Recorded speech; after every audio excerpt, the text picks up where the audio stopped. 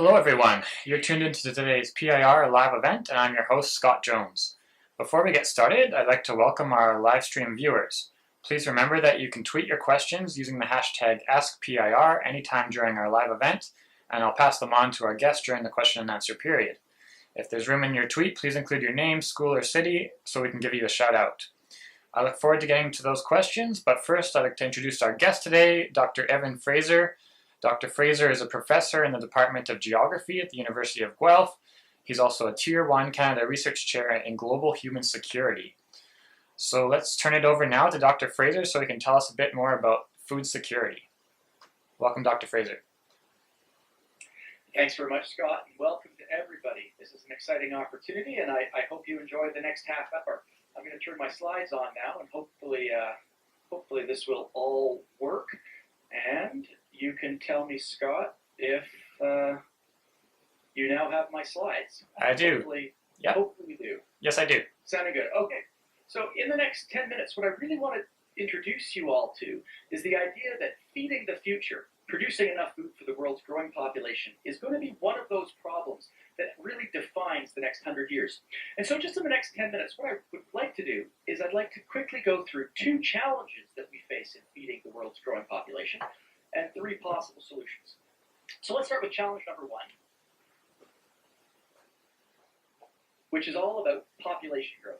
And the bottom line here is that there's really going to be a lot more people on the planet, and it's going to happen quite soon. And to set this up or to explain this, I want to show you this particular graph. It comes from the United Nations, and it shows what global population has been like over the last 220 approximately years. So if you look at this graph, the y-axis, the vertical axis, refers to the number of millions of people on the planet. 1,000 million people is how many people were on the planet in the year 1800, so the bottom left-hand corner. But as you move across the right, move to the right across the graph, we see the population slowly growing up till about 1950, when there were about 2.5 billion people, or 2,500 million. And then the population really starts to shoot up to today, where there's about 7 billion.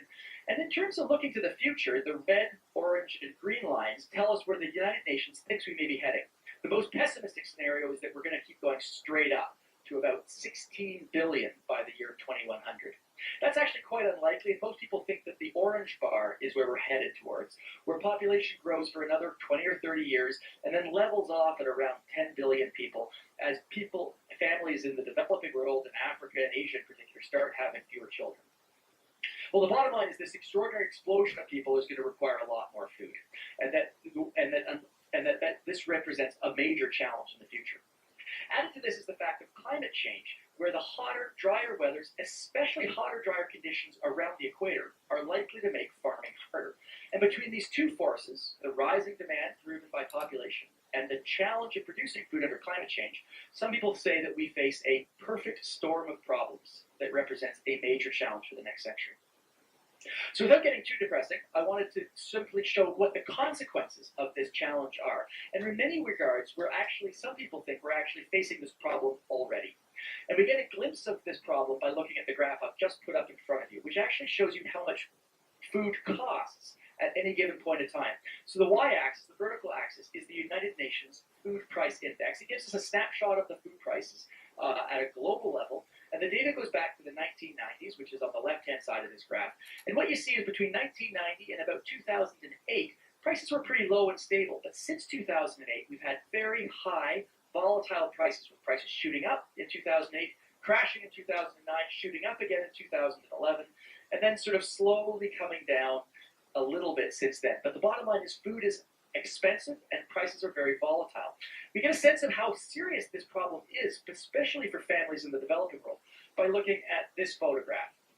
This shows you how much food you could buy on a market in Africa, in a country called Zambia, before the prices rose. This was $1 worth of food in 2007 on this market. And what you see here is not a bad supply of food. There's some vegetables, there's some milk in that bag of white stuff on the left. But the most important thing in this photograph is in the center. It's a bag of dried fish, which is this family's supply of protein.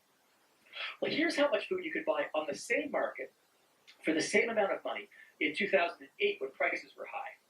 And what we see is much less food and, critically, no protein for this family. So this is what the people think is a sign of things to come, that if we don't produce enough food, if we we don't manage climate change, if we let population growth go ahead of us, then we actually face more scenes where people are not going to be able to afford as much to eat. I'd like to talk about solutions, though, because one solution is producing more food, but I actually don't think that's the most important solution. I think the first important solution is called better distribution, which means making sure the people that have the food that we actually are producing. And here we have to realize that today there actually is enough for everyone to eat a full diet. According to the United Nations, there's actually about 2,800 calories for every person on the planet every day. And for those of you who don't know what calories are, the average adult should eat somewhere around 2,000 to 2,200 calories a day. If you're a really sort of buff athlete, a 20-year-old guy, NHL player, you probably need 3,000 or 3,500 calories. But as an average, most adults need about 2,000 calories. So there's actually enough food for everybody. Nevertheless, there's 2 billion people on the planet who struggle with their weight and are either obese or overweight, and 800 million people that don't get enough. And we can get a sense of this fact that we have lots of food, but it's just not very well distributed by looking at these two photographs that come from a book called The Hungry Planet. In The Hungry Planet, the two authors traveled around the world taking photographs of families surrounded by 1 week worth of groceries. And in this way, they introduce us to this particular family that comes from the US. And as we look here at their week's worth of groceries, it's just worth pausing for a second, looking at the pizza, the pop, the chips, the fast food, the sugary drinks. This family spends about $85 per person per week on food. Now we have this family that comes from a country called Mali, which is also in Africa. And first of all, you'll see there's a lot of people in this photograph. But also you look at what they're eating, and it's mostly unprocessed, mostly unpackaged, not very much meat at all. It's mostly dried vegetables. And these two photographs for me illustrate this fact that we've got lots of food in the world, but some people get too much, and lots of people don't get enough. The second solution to this problem of feeding the future is to really cut back on food waste. And here we have to realize that a third of the food that the farmers of this world produce is actually wasted. In countries like Africa or continents like Africa or countries like India, most of this food waste happens at or around the farm level. So a farmer might harvest their crops and put this grain or the harvest, the rice, into a bag, but maybe it's not a very good bag, so rats eat it or insects get into it, and that causes about a third of the food to spoil before it's consumed. But in a country like Canada, a third of the food that we have is wasted by people like you and me, wasting it in our refrigerators, buying too much and letting it spoil. So for example, in Vancouver, the city of Vancouver commissioned some research on this and discovered the following, that in Metro Vancouver, they throw away 80,000 potatoes every single day, 30,000 eggs are wasted every day, and 70,000 cups of milk are wasted every day. Not only is this a terrible waste, it's also a source of pollution, because once you throw all this food away, it decomposes and turns into greenhouse gases, so it contributes to climate change as well as being just a huge waste. So a second solution to this big problem of feeding the world's population is to simply cut back on waste. The third solution has to be that we need to produce the right kinds of food. And to explain this to you, I'd like to show two graphs, one that's going to appear on the left-hand side and the other on the right. What is going to appear on the left-hand side is the kinds of food we should be eating according to the nutritional experts. On the right-hand side, what's going to appear is the food we actually are producing. So in this way, we know that the food nutritionists say we should all eat lots of fruit and vegetables. About 8 servings a day if you're an adult, half of your diet should come from fruits and vegetables. But when you actually look at what food the farmers of this world are producing, we don't produce anywhere near enough fruit and vegetables. In fact, there's only about 3 servings per person per day on the planet of fruit and veg. By contrast, cereals and starches, bread, rice, things like that should be about 20% of our diet, yet represent 47% or almost half of the global food supply. And this doesn't even include the cereals that are fed to animals and used as livestock meat. This is just cereals and starches for human consumption. Oils and fats should be 3% of our diet, yet represent 11% of our food supply. So we way overproduce cereals, we way overproduce fats. Meats and alternatives, actually we're fairly good on meats and alternatives. We're fairly good on dairy products. We actually measure them in servings, but we sort of maybe underproduce them a little bit.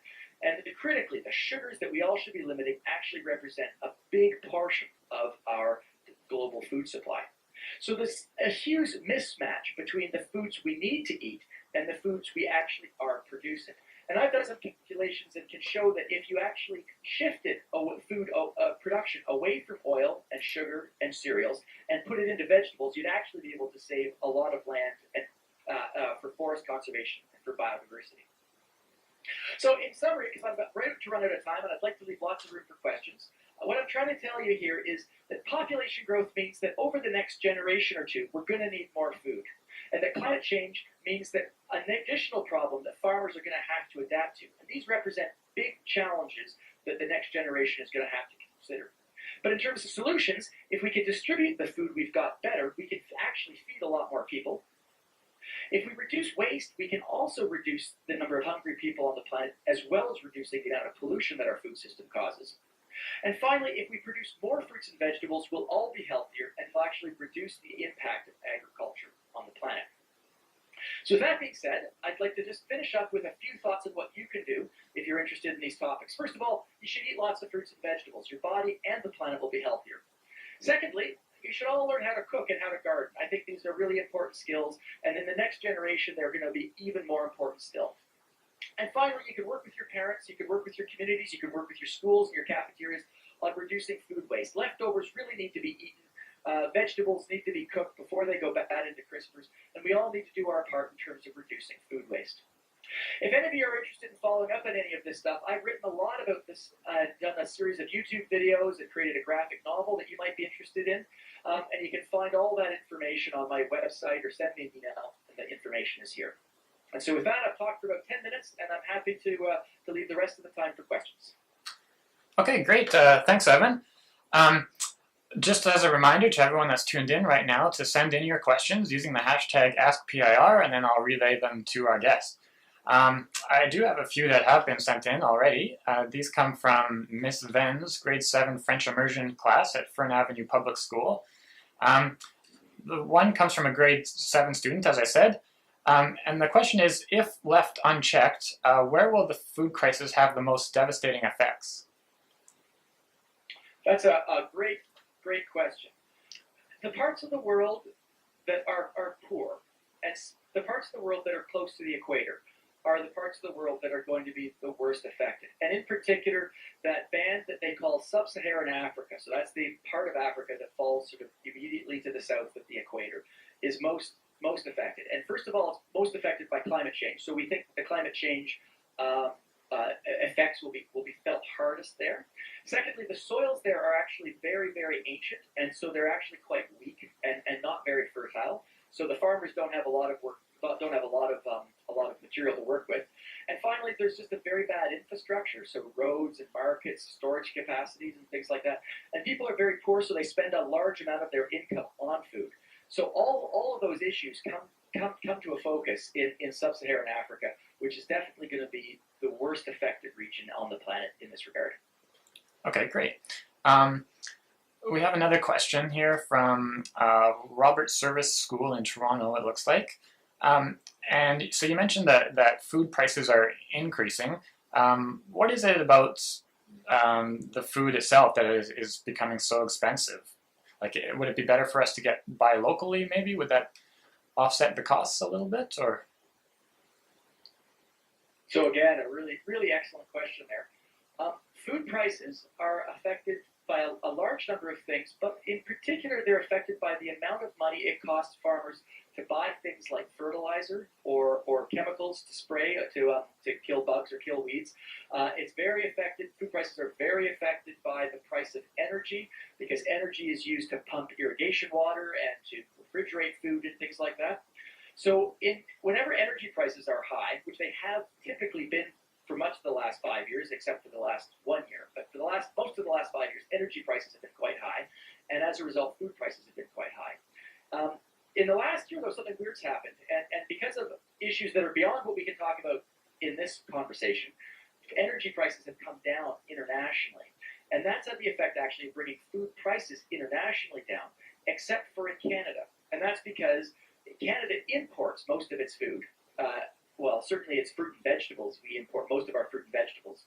In particular, we import our fruit and vegetables from California. So as the energy prices have come down, the value of our Canadian dollar has come down, which means it's more expensive for us to import things. At the same time, California had a terrible drought, so things are very expensive in California. So things are shot up in California. The value of the Canadian dollar has come down, and so Canadian consumers have really been hurt this year and are spending a lot more money than they should, or they were last year anyways, on food. And so food prices are a really tough one. But what to do about it? Well, in Canada, I think that what we should be trying to do is support probably more local food. And in particular, at the fruit and vegetable end of things, if we could build back up our fruit and vegetable industry, I think we would have a better chance of not being affected by these international currencies and international energy prices or the drought in California. Okay, very good. So a follow-up question to that comes from the grade 7 class at Fern Avenue again. Should governments take a role in regulating food costs? This question comes from Sophie. Yeah, so again, all three of these have been absolutely super questions. So the government currently does play a role in regulating some of the prices of our food, and in particular in Ontario or in the Canadian provinces, the provincial government regulates the price of milk and eggs and cheese and chicken meat and turkey as well, but we don't eat a lot of turkeys. But it's really the dairy and the poultry and the egg industry are regulated. And so those prices are set so that farmers get a decent paycheck and prices are quite stable for consumers. It probably means that we all pay a little more than we would if we were living somewhere else that didn't have that system. But in my opinion, that system, it's called supply management, where the government manages the supply of these products, actually works pretty well for most people most of the time. You could try to do the same thing for some of the other things like grains, but that would be a very complicated piece of public policy to do. I actually think the better solution for government is to make sure that things like the pollution that food causes and agriculture causes, the cost of cleaning up rivers from, say, from livestock pollution, or the cost of agriculture contributing to climate change. I think those costs need to be included in the price consumers pay for our food, and developing policies to make sure that those costs are included in markets and in the prices we pay is probably the most important thing. And so things like taxes on carbon dioxide emissions or greenhouse gas emissions, or taxes or penalties for creating water pollution, those sort of policies I think would have a big effect on making our food system more sustainable. I see. So changing gears a little bit here, do you think that maybe the move that society seems to be taking towards GMOs, towards genetically modified foods, do you think that's necessary for us to be able to produce enough food, or is it going to have any effect at all? So that's a huge question, and I'll be honest, you could ask 10 scientists that question and get 10 very different answers. Some people I work with would say, yes, GM technologies, where we use very sophisticated scientific tools to change the genetic nature of the plants and animals that we're producing. That's a really important tool. And in some regards, I think it is a really important tool. I mean, farmers throughout the history of farming have been changing the genetics of the animals and the plants we produce. We only produce crops that we like. We cross-pollinate crops to get specific, like really productive crops. We only breed certain types of animals together, or certain varieties of animals together, to make really highly productive milk cows, for instance, or animals that produce a lot of beef. So those are all genetic modifications. And those sorts of tools, and the tools we use to do those genetic modifications, are probably really, really important. But when we actually get talking about GMOs, which most people in the public mean by taking the genes from one type of animal and putting it into a different type of animal or plant, there people get very upset, and that's quite controversial. My feeling is that those technologies will have a role to play, but there's probably a whole lot of easier and cheaper things like cutting down on waste and working on food distribution, which aren't controversial, which everyone agrees are a good thing. And those sort of strategies, the waste, the distribution strategies, will have actually a bigger impact on global food security and feeding the future than working at the genetic level. Okay, good. So certainly lots of big can of worms there to look at.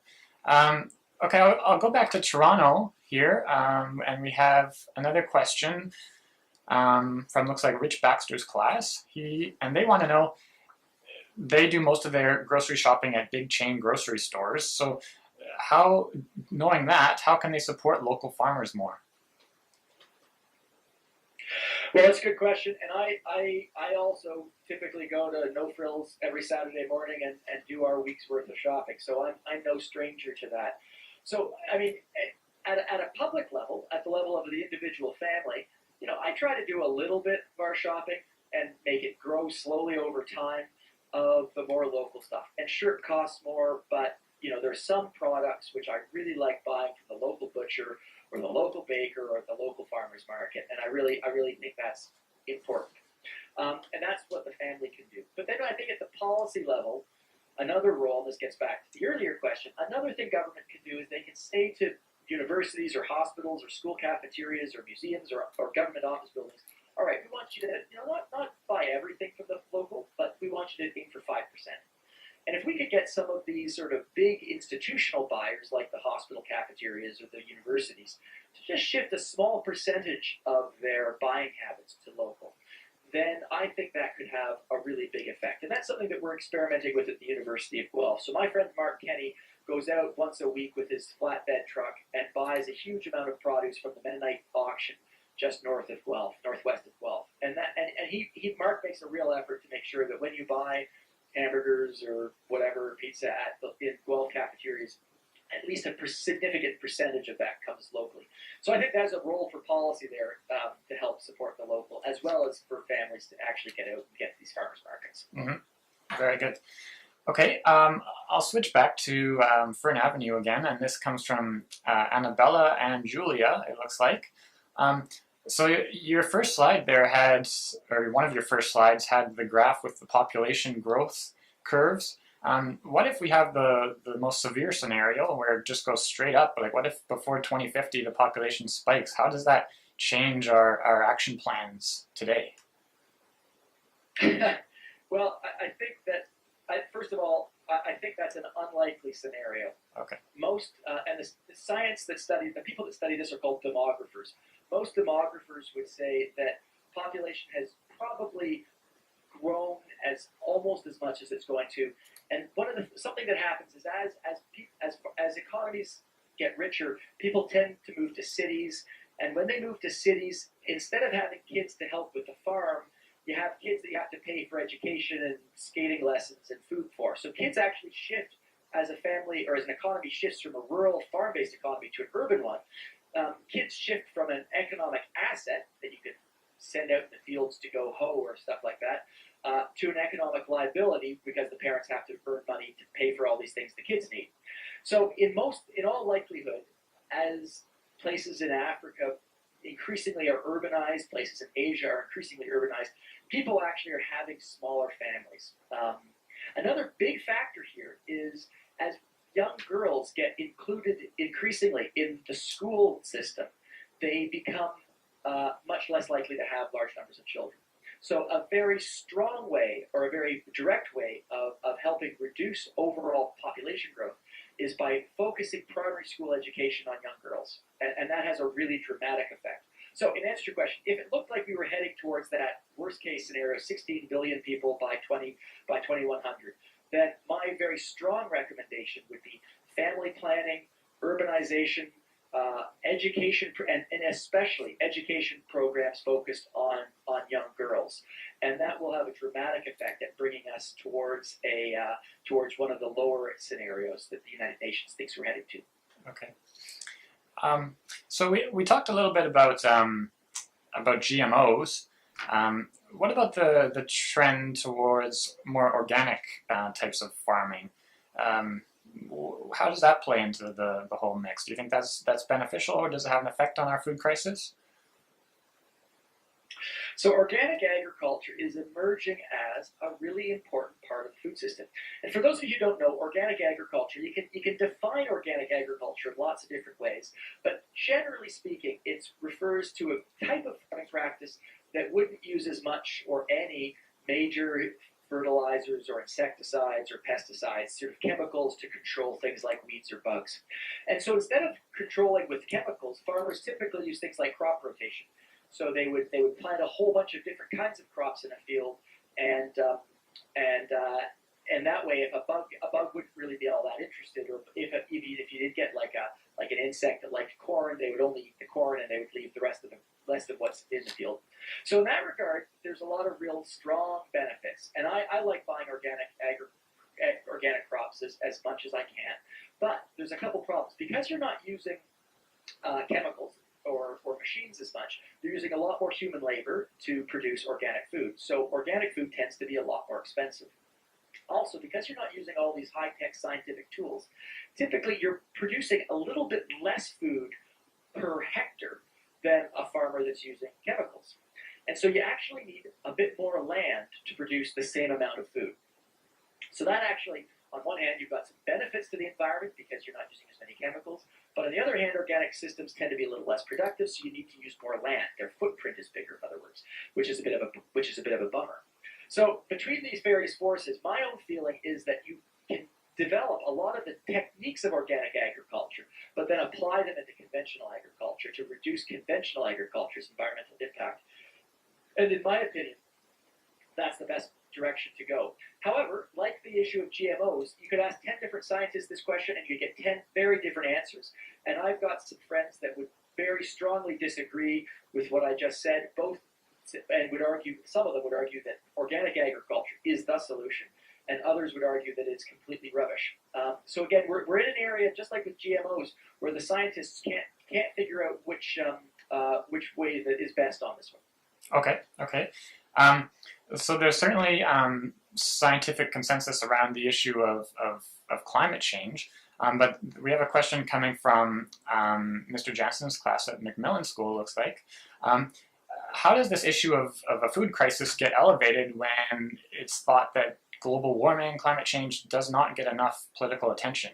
Does the issue become more dire? So I've actually found that the answer to that question is probably yes. In 2008, when that food price spike hit, and then again in 2011, when that second food price spike hit that I showed in that graph earlier in my presentation, the world's media and political bodies stood up and paid attention. And suddenly my own phone started ringing, and politicians and policymakers and businessmen and women were calling for advice. And I think there's something that's a little more tangible about a food crisis than a climate crisis, and a little more immediate because we all eat and we all buy groceries, but it's hard to observe climate change. We observe weather, but it's hard to distinguish whether this is just a crappy year or a wet day from climate change, which is a long-term phenomenon. Whereas we all understand food, I think, a bit more intuitively than we do climate. So I actually think that food and the idea of food prices is a very good way of starting or getting attention for these other issues that directly relate to it, like climate. Okay, very good. So I may have to end with this one here, and I know you talked about it a little bit, but just to maybe bring it all together, and this comes from Ruby again, the grade 7 class at Fern Avenue. So she says, as a grade 7 student, she doesn't have a lot of power over the choices that she makes in general. What can she do to help the situation? Well, my own feeling, and Ruby, I understand the challenge you're facing, and even though I'm a fair bit older than you, I also feel that I have very little power, and really very few people have much power over the choices we make. That's just something that seems to be inevitable. So you work with what you can, and I'll go back to the 3 points that I kind of ended with. I think that if we as consumers demand more vegetables and fruits, and say no to junk food as a special occasion, and I love chocolate and I love chips, so I'm not saying you can't eat this stuff ever, but I think if we shift our diets towards more nutritious and sustainable food, not 100%, but more than we are right now. If we shift ourselves towards a little bit more local, a little bit more vegetarian, a little bit more organic, then that will have a big impact. At the same time, we have to be working on that issue of food waste. We absolutely have to try to produce less food, because that huge amount of food that we all throw out in Canada, or most of us throw out in Canada, not only was it a waste of resources to produce it, but it also then just turns into greenhouse gas emissions as it decomposes in our landfill or our composters or whatnot. So we have to be working at those two levels. And then I think the issue of food literacy, so the conversations like we're having today is really important. Learning how to garden, learning how to cook. And then as you slowly work your way through life, you'll find every once in a while you get an opportunity to talk to somebody who's important, or maybe you yourself become someone who's important. And you'll bring this education that you've acquired as a young person to the decisions that you're going to make as an adult. And in small, little, itty-bitty ways like that, we'll all make a difference. Okay, perfect way to end it. We're at our half-an-hour mark. I'd like to say thank you again to everyone sent in the very good questions over Twitter, and again to Ms. Ven's grade 7 French immersion class sent them in to us before the talk even started today. Of course, I'd also like to thank Dr. Fraser for taking the time to share your expertise and to answer our questions. Thank you so much, Dr. Fraser. My pleasure. All right, I'll just do a quick plug for our event next week, which takes place on Tuesday, April 19th.